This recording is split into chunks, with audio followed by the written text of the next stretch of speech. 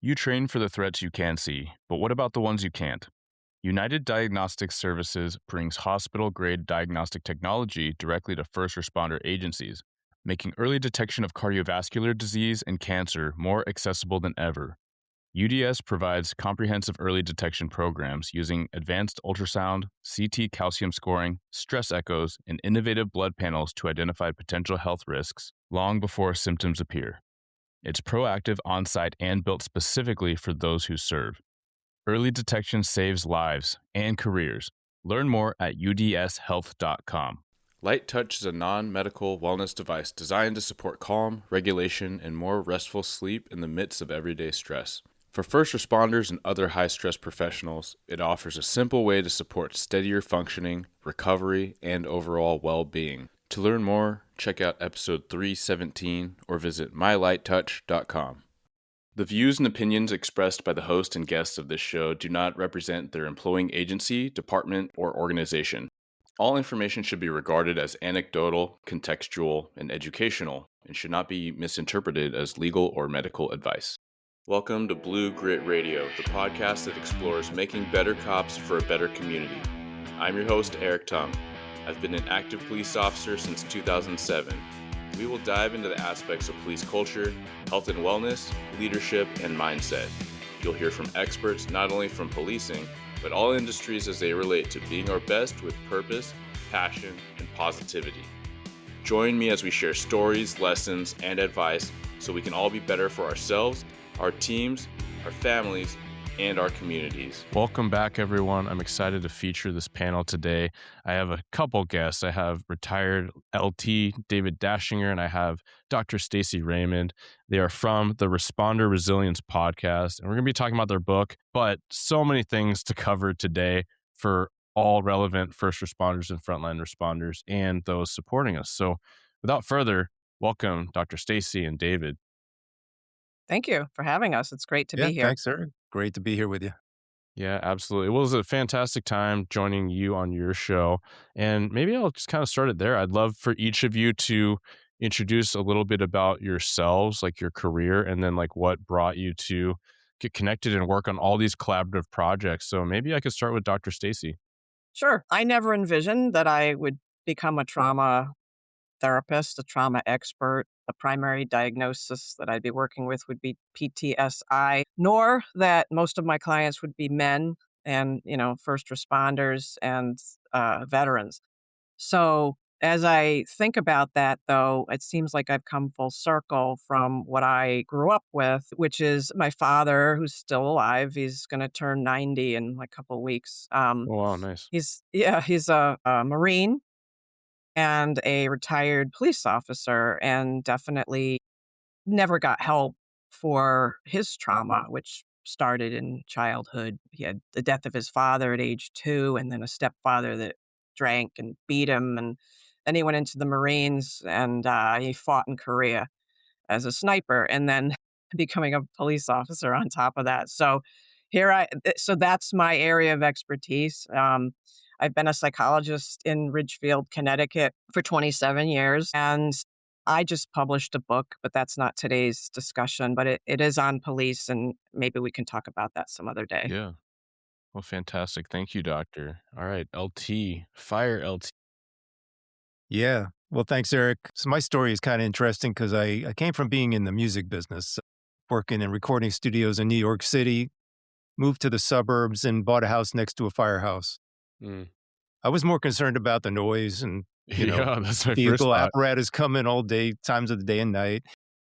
I got an invitation to go there for a barbecue. One thing led to another. Long story short, I fell in love with the profession and firefighting in general, and I was all in. So I did that for a bit as a volunteer, then became a career firefighter in the town where Stacy has her practice, Ridgefield, Connecticut, and did that so a total of 21 years.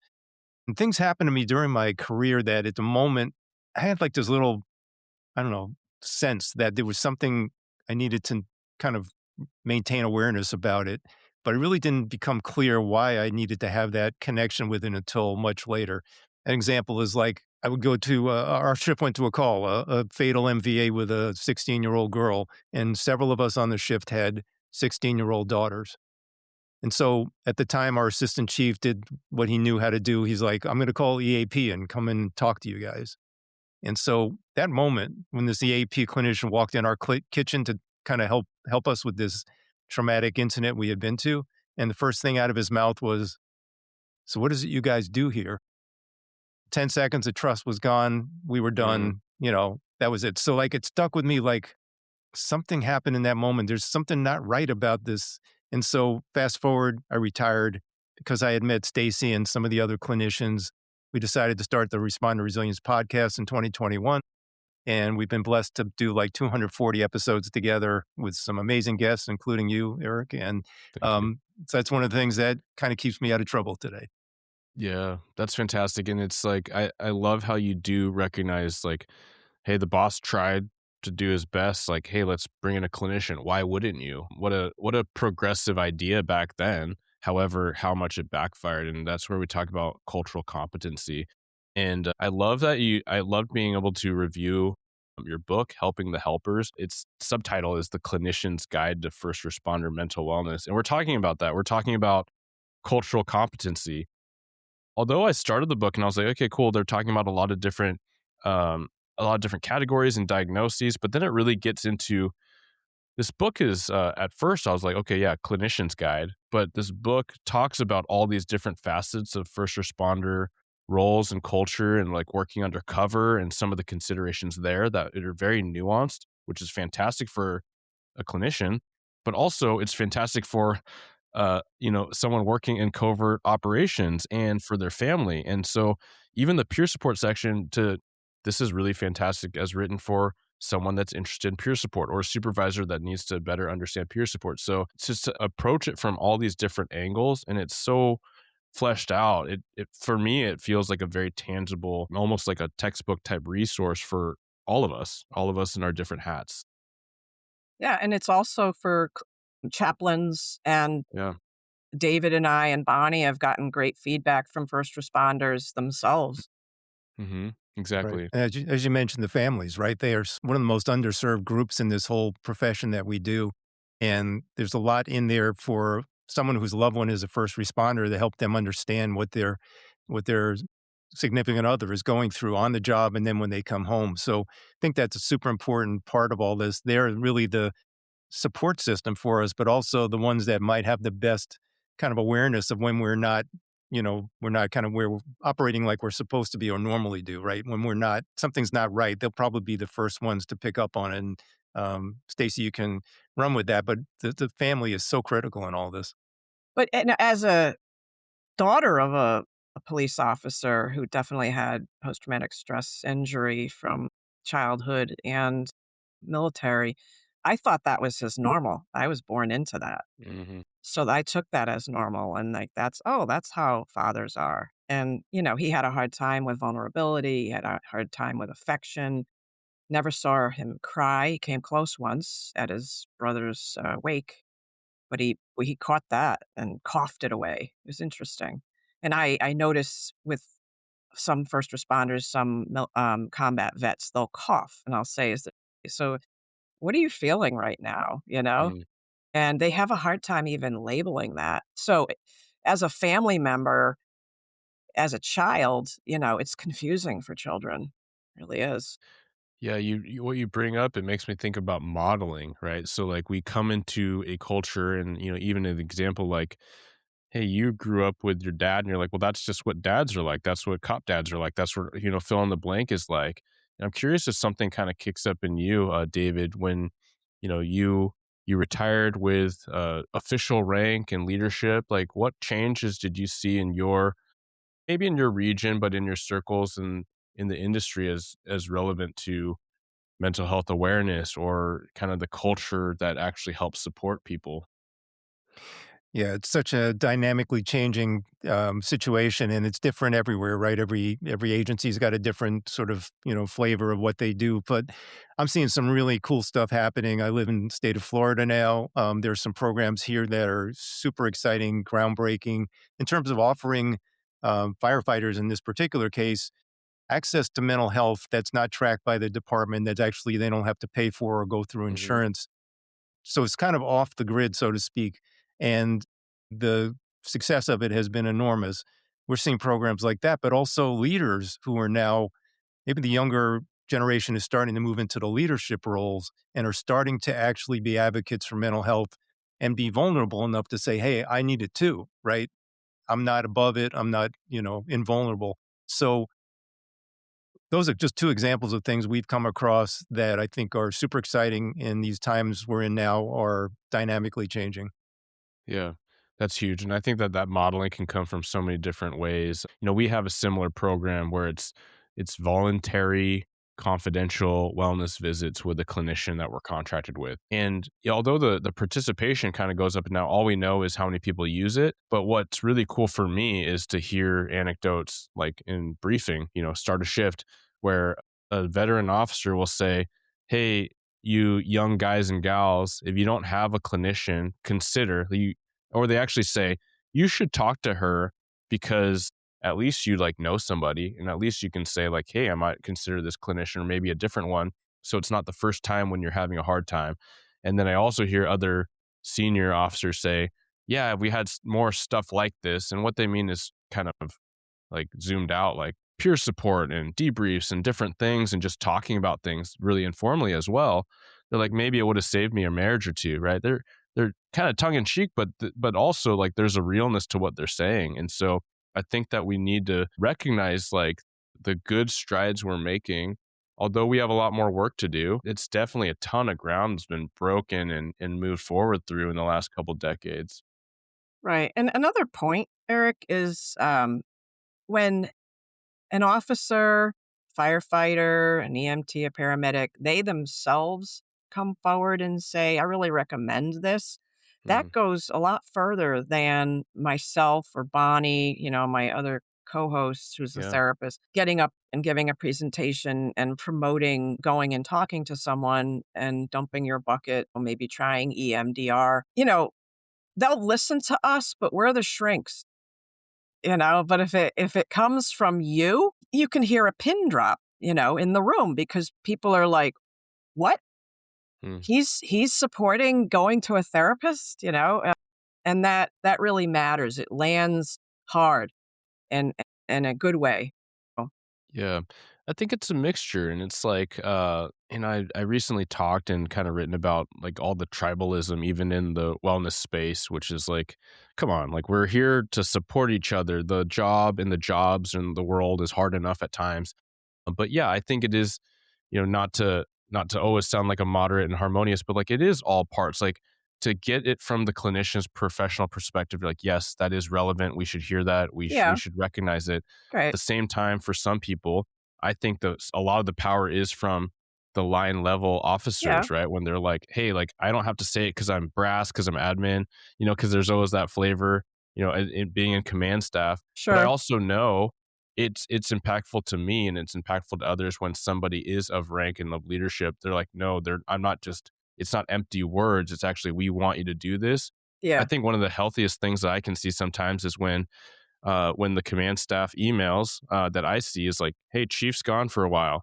And then DC's, the acting chief, but then DC's gone and then, assistant chief's acting in his, but what it signals to me is like, oh, it's actually okay to take time off work because my bosses do it and they are right. displaying this healthier work life balance than I hear a lot of places it still exists, right? Where like, the chief's answering emails at 2 o'clock in the morning. Well, they might be actually not expecting that of other people, but it does send a signal where Sure it the does. next down you're like, maybe I need to be answering emails at 2 or 3 in the morning or someone's going to judge me and so on. Well, I think it comes back to what you said about modeling, right? They are modeling a certain kind of behavior, whether it's I go to a therapist as a chief or I take time off to do self care and just recharge and recalibrate.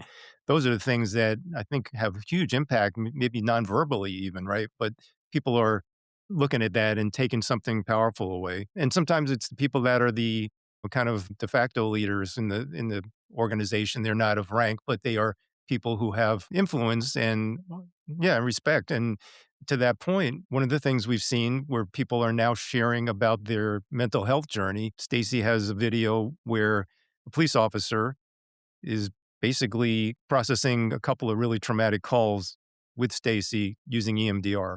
And that's something that they use in talks, right? So that's something that is now changing the dynamic about it's almost pulling back the curtain on this stuff that was little woo woo or like, what is EMDR? Like, is it kind of Right. some kind Yeah. of mystical electronic brain EEG type of thing? And now it's like you see a cop's cop up there Right. doing this and Yeah. processing these calls that no one should ever have to experience. Stacy, feel free to add to that. But I think that is moving the needle dynamically where, that wouldn't have happened maybe 5 or 10 years ago. And how Yeah, many and times have I heard, well, if he can do it, then I can do it because, and we can use his name because he's given me full permission. So Officer Pete Elsty from Danbury Police Department, he's a bodybuilder, so he's muscular, he's been on the job for 27 years, so he doesn't look like a rookie and he's tatted up and he's yeah, badass. And y- so and he's sitting there doing EMDR therapy and, very comfortable with it. yeah. That's huge, and I've reflected on that, and I think I don't sometimes I give this disclaimer, and I don't really think I need to for my audience. If you're listening into these types of conversations, you're pretty open-minded and you hear where I'm coming from, but a couple things. One is that I do wanna talk about EMDR a little bit for those that are unfamiliar. I think a lot of the audience will be familiar to some extent. However, just because we're talking about EMDR, we're not saying it's like the way, the only way, uh, and just like clinicians, right? But I wanna rewind back to you say it was Officer was it Peter? Pete Elsty, yeah. Pete Elston. Okay, yeah, so thank you, Pete. Like, I haven't met you or I don't know you, but, like, to give that vulnerability and just vulnerability has so many, like, attachments to it and how people react to even that word, but Yeah. it's just to demonstrate, like, this this honesty and, like, "Hey, I'm here, and I'm here to be helpful," and, a certain It's sense of courage. Why it's can't we look at courage, I it was as just about to courage? say. Yeah, and because, like, I recognize that in my cops are judgy, right? Like Of course. clinician, maybe firefighters are judgy too. I'm not sure, but cops for sure is part of the job is assessing and quickly trying to analyze patterns. And so we are really judgy on ourselves. And I will say, and I've reflected before, like I was able to up level and evolve my maturity and how I looked at mental health awareness because a really big, strong, established leader, credible leader, compassionate leader did that. He was able to model that. And that's, I've talked about him before, but Pat McCurdy with the sheriff's office, he was a sergeant at the time. He was running peer debriefs when we lost one of our buddies at work. But I was a young sergeant. And I was like, man, if he can do it, I can do it. Right. But it took for me literally seeing a big buff, established street sarge to be like, okay, like if I do something similar, I'm not weak, I'm not whatever. And that's for me having a long history in peer support, but, with I think not to go too much down the rabbit hole, but like a bit of me just being like, well, I have to prove the thing and I have to do the tactical stuff and, the high speed stuff as a cop to prove myself and then I can be vulnerable. I think that that is something that a lot of first responders in this kind of macho archetype, but especially young men are going to have to recognize and grapple with at times. Well, here's an interesting segue from that. We aired an episode, I think it was 2 weeks ago, with an officer from Ridgefield, a police department, and the topic was turn your pain into promotion. He was basically talking about his mental health journey and how using EMDR and therapy had actually enabled him to not only be a better father, spouse, athlete, but also a better supervisor for the people under his command and to promote Mhm. to a higher level. To me, that was profound because we're not just using mental health to like clean up our past traumas in our childhood. Now we're using it as a tool, almost like a tactical tool to be a better police officer, a better firefighter, better husband, better person. Yeah. Right, if you empty your bucket, right? If you were to process all of the traumas, whether they started in, childhood or in the military or as a first responder, you're not bringing that unfinished business, which keeps your nervous system in a state of hyperarousal. You're not bringing that to work, you're not bringing that home, you're not bringing that to your friends if you hang out with other than police officers, Hopefully you are. Yeah. Highly hopefully. recommend. Or you've dumped it and you've moved past it and you've learned from it. It's not It doesn't have a grip on your nervous system anymore. So you're going to do everything better. Your reaction time is going to be better. Report writing, your head's going to be clearer. Talking to your spouse is probably going to go smoother. Yeah. Yeah, I sincerely believe that. I love how you, David, you introduced that, and then Stacy, you expanded. But yeah, like how we do one thing is how we do everything. And ultimately, I'm a true believer that the better I show up at home and actually turn off or toggle down might be more reasonable. Like toggle down the cop brain, then the better I'm going to show up when I toggle up the cop brain, right? Like if I can be vulnerable and I can be attentive and patient and a good listener at home, that's going to help me be all those things with one of my people, whether they're having a hard time or whether we're just talking about operations, right? It's going to help communication. And then also like the better I can be as like quote unquote athlete, like it just in my own personal fitness endeavors, the better I'm going to show up in both. I sincerely believe that. Um, I do want to go back actually, doctor, because I kind of brought up EMDR. Could you describe that for the folks that are less familiar? Sure. So again, it's just one form of trauma treatment. I find, with first responders, it's the go-to because it's so efficient. There's not a lot of talking involved, and you get in, you do your work, you get out. It's almost like doing a call. You're not there Hmm. for months or years Yeah. talking about your mother. So EMDR was discovered by Francine Shapiro when she was a graduate student in psychology, and she was working on her PhD out in California. And she had something that was bothering her. It was on her mind, and she went out for a walk. And she just happened to be scanning the horizon, with her eyes. And, she didn't intend to do it, but she did it for like the length of her walk. It was easy to do because she was looking at the treetops or whatever.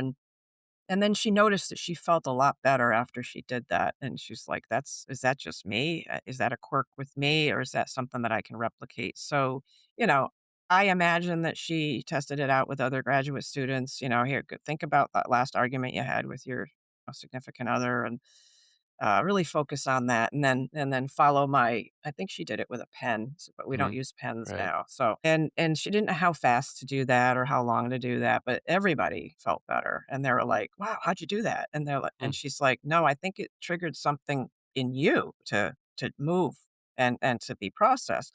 And then she used it in a study with Vietnam veterans, and they too there was a significant improvement in the ones that had EMDR as opposed to, say, regular talk therapy or stress management. From interviews to jail calls, Ditto Transcripts delivers fast, confidential, and court ready transcription for law enforcement agencies.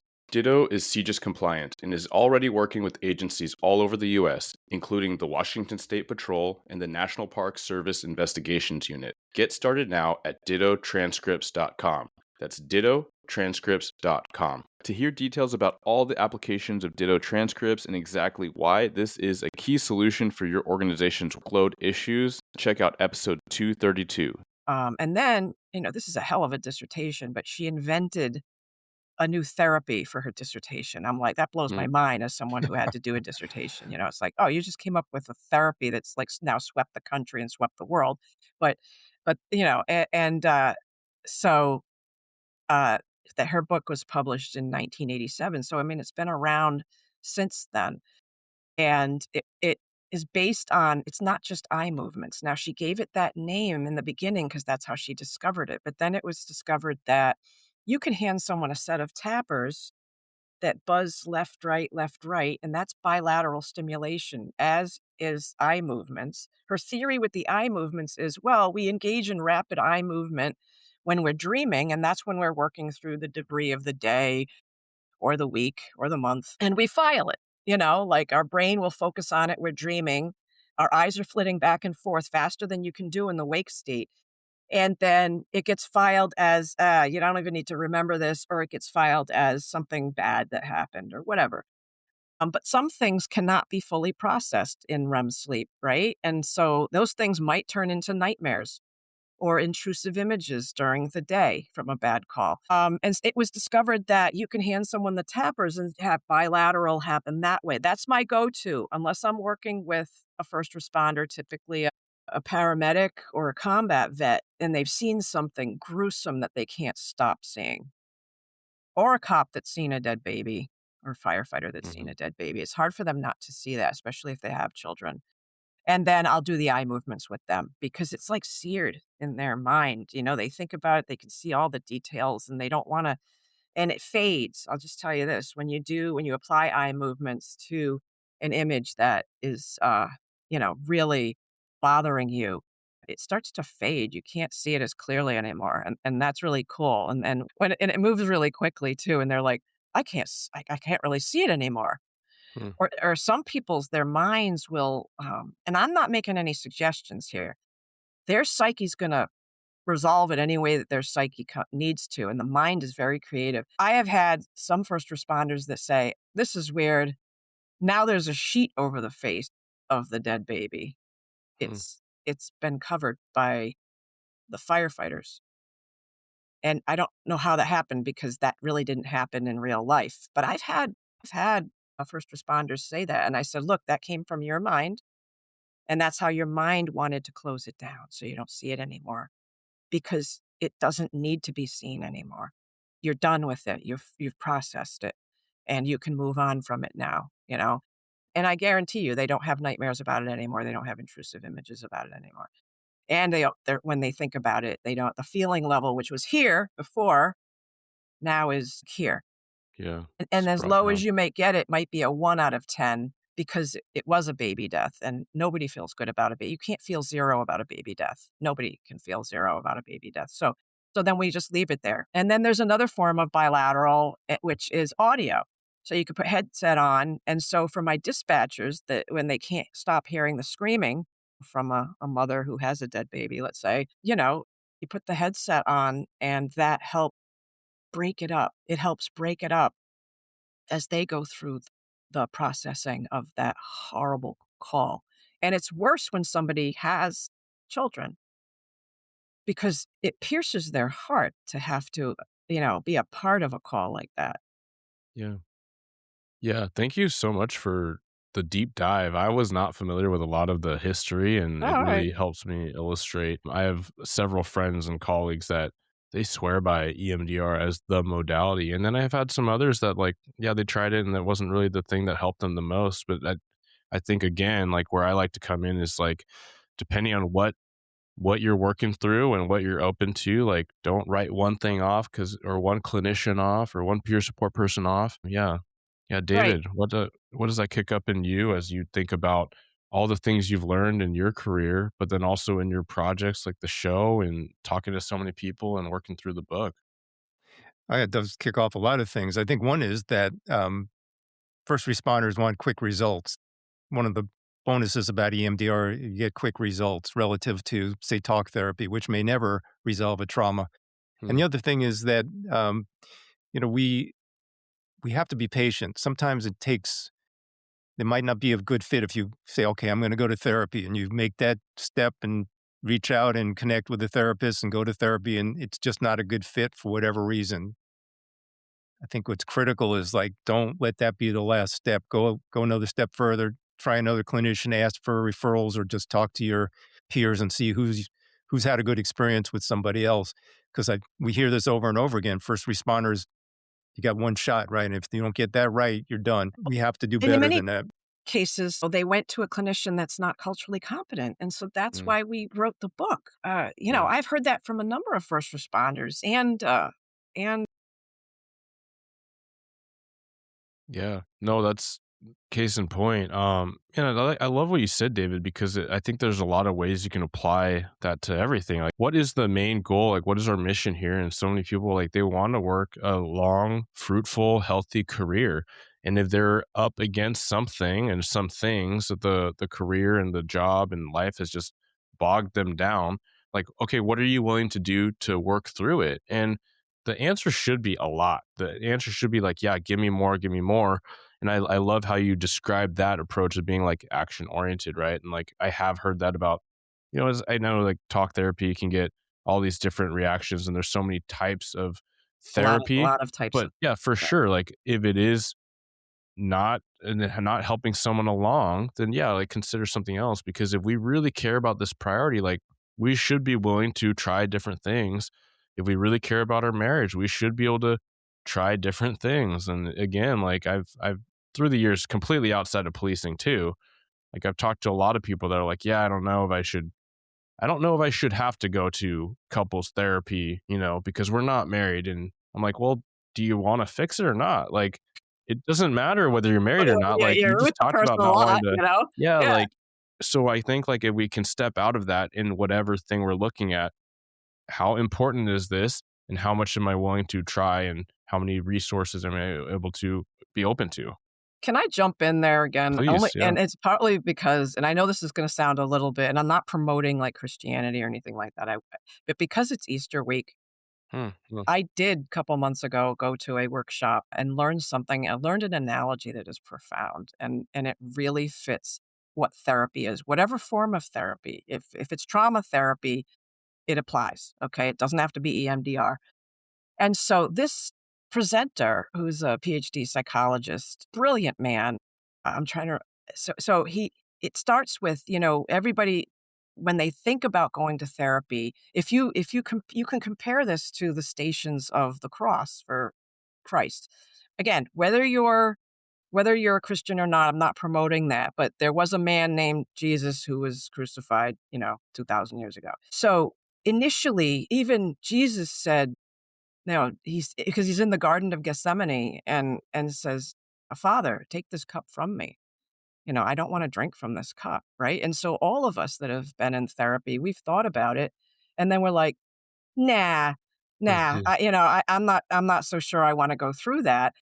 And then the next stage is surrender, where Jesus admits that he has to drink from the cup.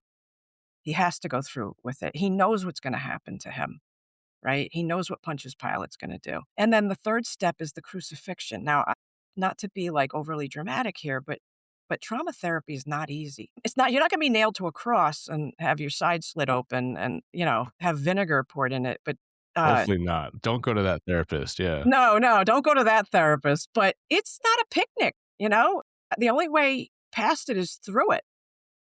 So we call that stage, I don't, but this doctor does, the crucifixion. And then after that, there's the uncertainty. Like when you let go of your past self, which is really it was under the control of your trauma, right?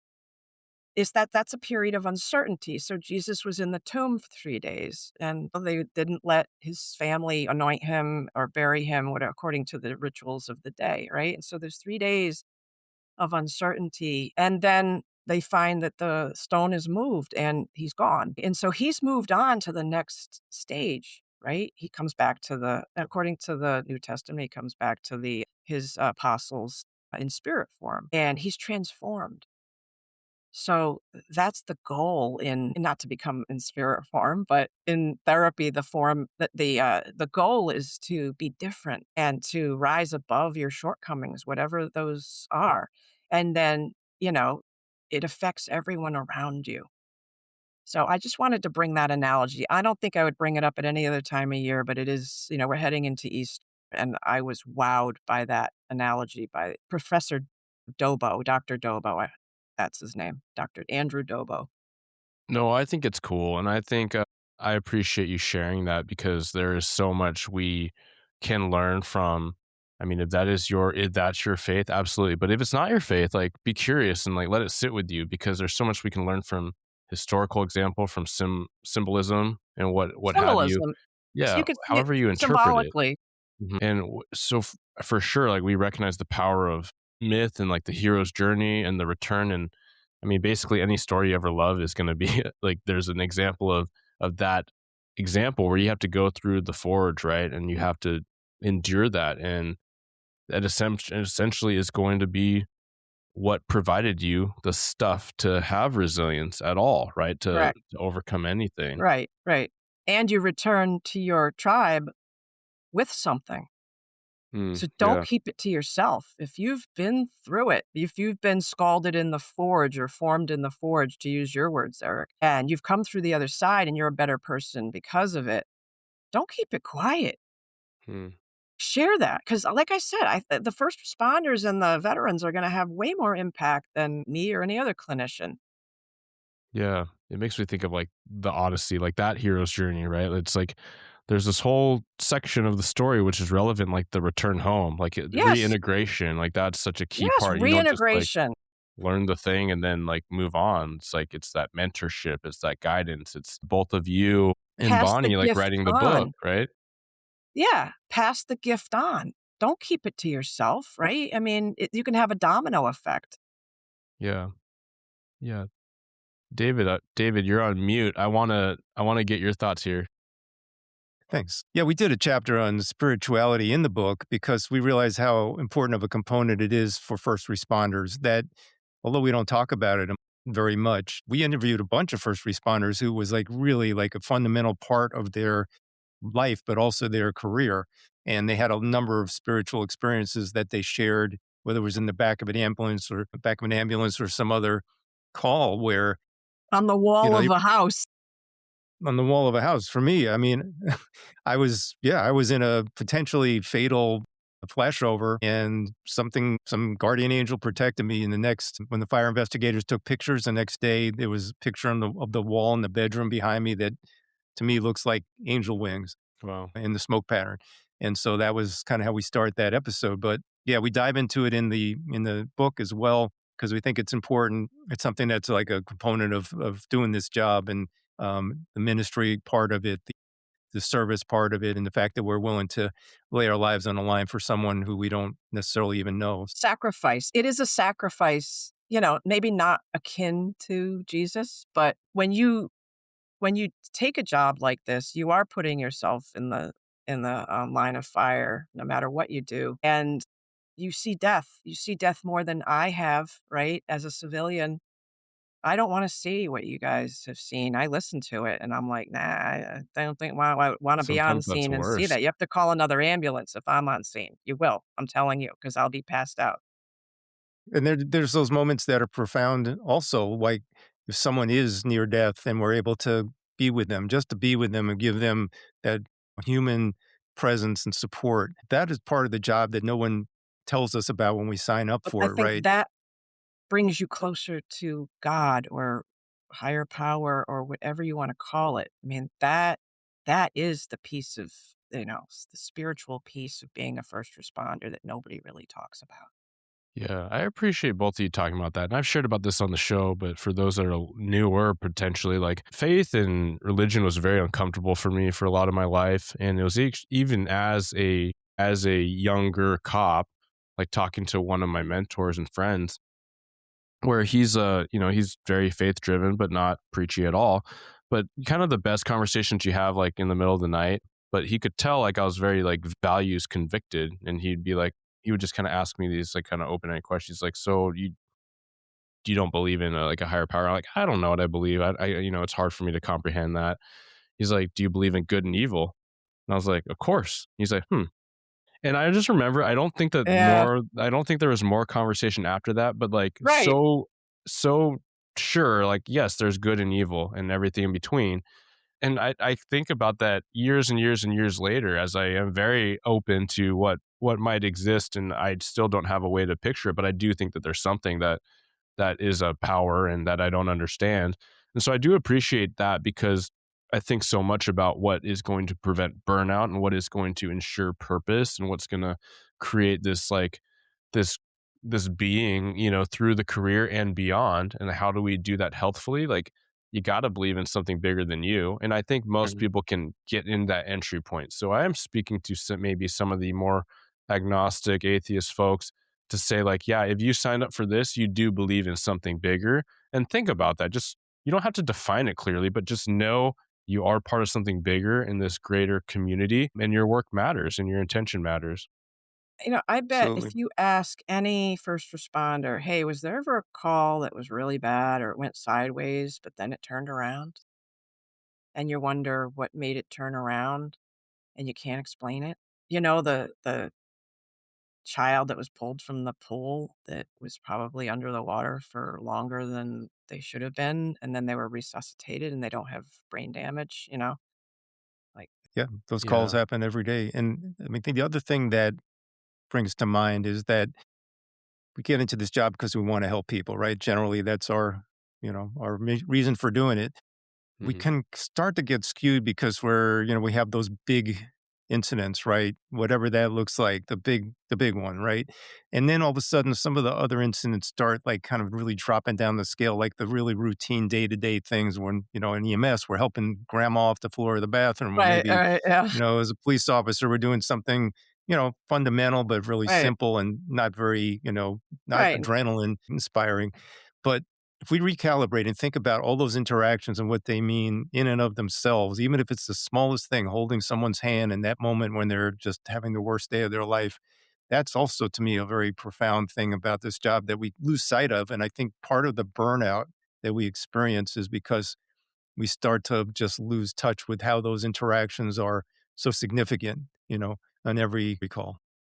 Yeah, even I love that you use that example because you use it almost in this like innocuous way where you have to like think back like how significant that is. But like let's think about like we have all had grandmas and we will have like our aging parents or will be aging one day. Like how terrifying is that to know and care about somebody or be that person one day where you fall and you can't get up, And like I know officers like that they reached somebody, they were able to breach and like do this welfare check and find somebody before it got really bad, right? Like, or maybe it was just on the cusp of really bad.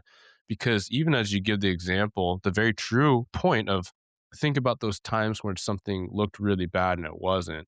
I think sometimes we got to really stretch to find them, but there's so many because where our brains go is the times that it seemed really bad. Oh, actually, it was even worse. We can think about those really easily, and I think that that's a good self check to be like, yes, you can think about those faces and those people and those hard calls, but so many times because we were able to show up with our partners, dispatch, fire, everybody, like it turned out okay. And the fact that it turned out okay was only because people showed up. Well, and unfortunately, the brain is designed to be Velcro for bad Yeah. experiences and Teflon. I forgot who said that, but it didn't come from me. Some neuroscientist. Teflon for good experiences, right? And so then, as the good experiences, the wins slide off, and you haven't worked through all the stuff that's stuck like Velcro. Now you're just thinking about the ones that are stuck like Velcro, and you don't really see that you've done any good. And that breaks my heart because, especially when first responders and combat veterans come in and their negative cognition is, I should have, I could have, I would have, and there's guilt that goes with that. It breaks my heart, and as a therapist, you're not gonna say, "Now, wait a minute, what about all the good" if you work it through, especially like an EMDR, within a session, they'll be on the other side, like, "I showed up as quick as my vehicle would move to get there, and there was nothing I could do to resuscitate that person," and that's what they told me in the ER, like, they were dead when I got there, but I don't know why I beat myself up so much, so I hear that all the time. If you can, it takes conscious effort because your brain doesn't wanna do this, it's not designed to do it.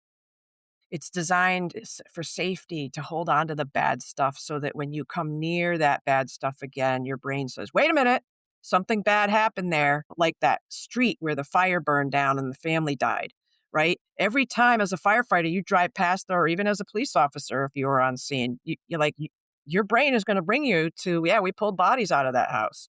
Mhm. Right? Because we retain the negative stuff. If at the end of the day, if you can reflect on, "Okay, how did I help somebody today?" Even if it was lifting a grandma off the floor, you know, like, focus on it. Take account of it because you're gonna need that as a buffer for all the crap that's in there. So, Yeah. Yeah, I love that. What do you leave people with as you continue to interview and learn from people in the industry through your podcast?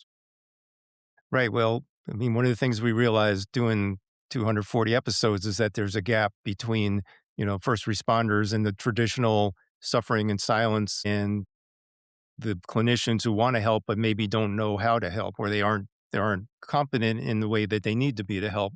So our book kind of seeking to bridge that gap to kind of It's not a textbook. It's more of like the human behind the badge. And as you mentioned, Eric, we break down a number of the different professions, some that we don't really talk about very much, animal control being one of them, retirees being another one, as you said, undercover operatives, and someone that wants to support first responders, whether they're a clinician, EAP, peer support, chaplain. The book really seeks to just give them the distillation of those 240 episodes with clinicians and first responders and leaders, and just give them a guidebook, if you will, to understand our world and how you can best support us. And so that's our mission with it. And we hope that anybody, especially a clinician that wants to work with first responders, they do a little self-check, which we also have in the book. What reason are you doing this for? Is it the right reason? Can you actually bear witness to what you're going to hear and not try to fix the first responder right out of the gate, but actually just be there in a compassionate way and to set up your office in a way that's a safe space for the process of therapy to happen. So that's kind of what our intention was. And we're thrilled that people are out there getting some value out of the book. Yeah, and I appreciate it. When I said textbook, I came in it from like how extensive the information is, but I think Comprehensive. yeah, guidebook is a great reference too because the readability is much higher than when people picture a textbook. Yes. Yeah, yeah, yeah. Yeah, Yeah. Dr. Stacy, why don't you close it out and tell us anything you'd like to add and kind of summarize, and then where people can find your book. I'm not sure I can add anything to what David said because I think he covered it all, and we clarified that it's not like a textbook, so don't think like economics textbook, like I don't want to read Not that, another yeah. textbook. No, it's not like that. The language flows very easily. It's very readable. That's the feedback I've gotten from first responders. David closes our podcasts with be kind to yourself. And I just want to circle back to that. Look at all the good that you do as first responders. Even if you're retired, try to go back and look at the wins. Look at the wins, no matter how small they were. And yeah, they don't make it into the paper, right? They don't make it into the paper, but you made a difference in that person's or that family's life.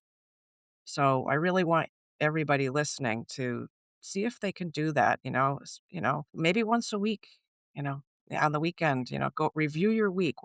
How was I of any use this week? you know, and I'm Yeah, sure you'll come up with some things. So, yeah. I love that. That could be a very simple journaling at the end of the week, and then on the hard times, the hard weeks, flip through that and be like, "That's right. That was a pretty cool call, right? That was a pretty cool kid. That was a pretty yes, good well, situation." and that kid might grow up to be a cop, or a firefighter or That's right. whatever. Or cure cancer. Yes.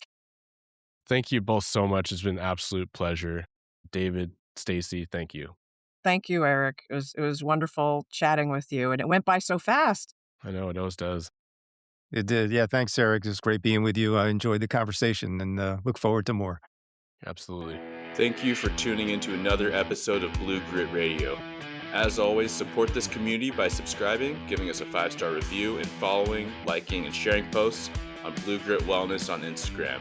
You can reach me there or email me at bluegritwellness@gmail.com. Be well and stay gritty.